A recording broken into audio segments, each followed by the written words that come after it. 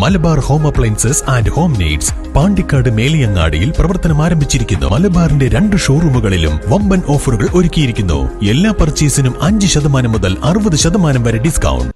Melattur veterinary ആശുപത്രി വളപ്പിലെ മരങ്ങൾ ആശുപത്രി കെട്ടിടത്തിനും വിവിധ ആവശ്യങ്ങൾക്കായി എത്തുന്നവർക്കും ഭീഷണിയാകുന്നു. വർഷങ്ങൾ പഴക്കമുള്ള പടുകൂറ്റൻ മരങ്ങളാണ് ആശുപത്രിക്ക് ചുറ്റും വളർന്നു നിൽക്കുന്നത്.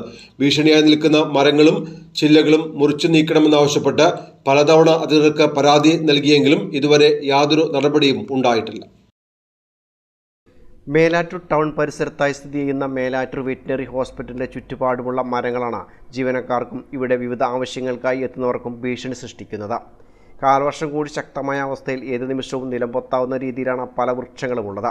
അപകടകരമായ രീതിയിൽ സ്ഥിതി ചെയ്യുന്ന മരത്തിന്റെ ചില്ലകൾ മുറിച്ചു നീക്കണമെന്ന് ബന്ധപ്പെട്ട അധികാരികളുടെ നിരവധി തവണ ആവശ്യപ്പെട്ടെങ്കിലും ഇതുവരെ നടപടിയൊന്നും ഉണ്ടായില്ല.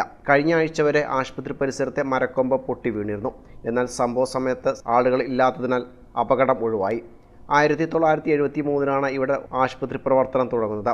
ടൗൺ പരിസരമായതിനാൽ സമീപ പഞ്ചായത്തുകളായ വെട്ടത്തൂർ, എടപ്പറ്റ, കിഴാറ്റൂർ തുടങ്ങി വിവിധ പ്രദേശങ്ങളിൽ നിന്നുള്ളവർ മേലാറ്റൂർ ടൗണിൽ എത്തുമ്പോൾ വെറ്റിനറി ആവശ്യങ്ങൾക്കായി ഈ ആശുപത്രിയെയാണ് ആശ്രയിക്കാറുള്ളത്. അതുകൊണ്ട് തന്നെ പ്രതിദിനം 60 മുതൽ 80 OP വരെ ഇവിടെ പോകാറുണ്ട്.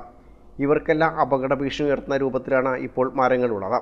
ആശുപത്രിക്ക് ചുറ്റുമുള്ള അപകടാവസ്ഥയിൽ നിൽക്കുന്ന മരച്ചിലകൾ മുറിച്ചു നീക്കി ഇവിടേക്ക് വിവിധ ആവശ്യങ്ങൾക്കായി എത്തുന്നവരുടെയും ആശുപത്രി ജീവനക്കാരുടെയും സുരക്ഷാ ഭീഷണി ഒഴിവാക്കണമെന്ന ആവശ്യം വിവിധ കോണുകളിൽ നിന്നും ശക്തമായിരിക്കുകയാണ്. News bureau, Melattur.